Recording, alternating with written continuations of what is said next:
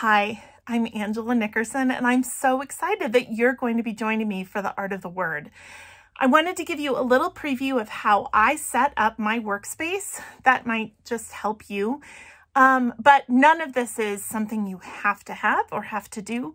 It's just how I set up my workspace and maybe give you some ideas for how you might set up yours as well.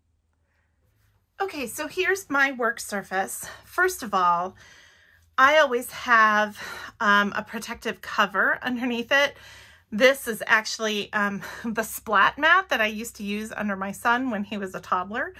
And now it's my art table cover. It's just a piece of basically vinyl, and I can throw it in the washer if I ever want to, but you can see I generally don't.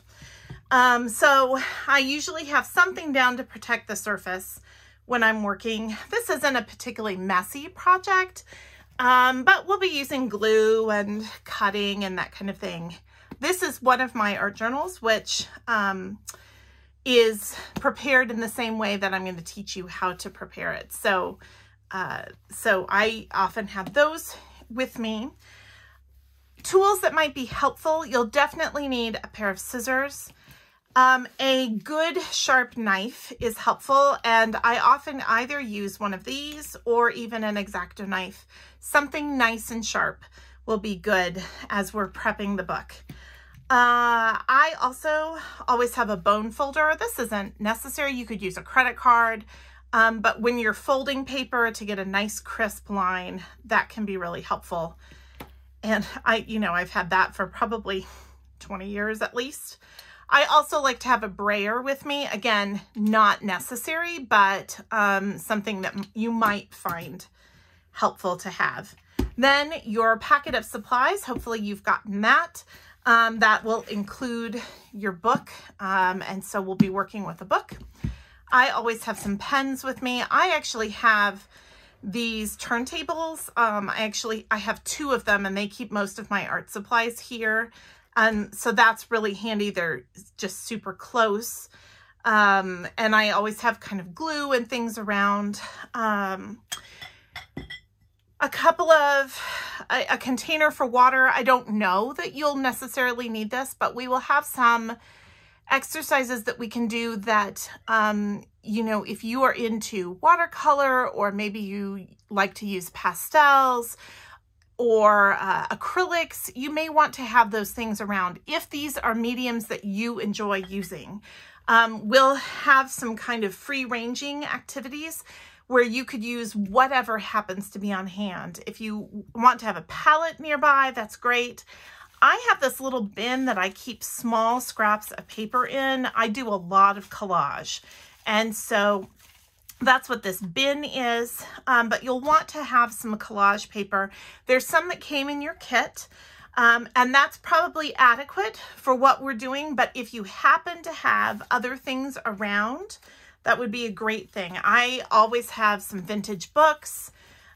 This is scrap paper from the packs that come from Two Hands, and these are fantastic to use for this project.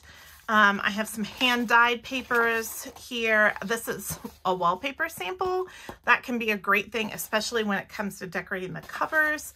And catalogs, magazines always have beautiful images in them. And so there's another thing that might be helpful to have around. Your kit includes a glue stick. If you have matte medium or a PVA glue or something, that might be helpful too. I'm also going to talk a little bit about using gesso. And if you don't have gesso, if there was one thing, if you're into art journaling, and I mean that by not just about writing, but also drawing and those kinds of things, and that's how you might use this book, having some white gesso, which is a really cheap supply, but kind of hard to mail, that might be a really good thing to get. White gesso is one of my favorite art supplies.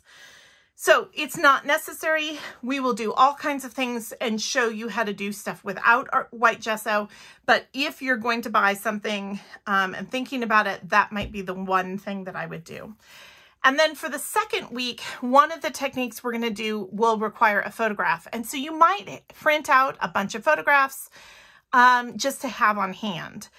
These are just printed off of my printer at home. Of course, you could order some prints too, but you'll need some kind of photograph. You could use a vintage photograph. You can use something you already have hanging around, but you'll want a photograph for the second week. And you might find that using photographs for the first week would be fun too. So anyway, this is an idea of how I organize I am right-handed, so I tend to have certain supplies on the right. Because I'm right-handed, I have my kind of lesser used supplies on the left. But if you are ambidextrous or left-handed, you might set things out a little bit differently. I tend to put my water up at the top and then work with dry materials closer to me, but that is, again, personal preference.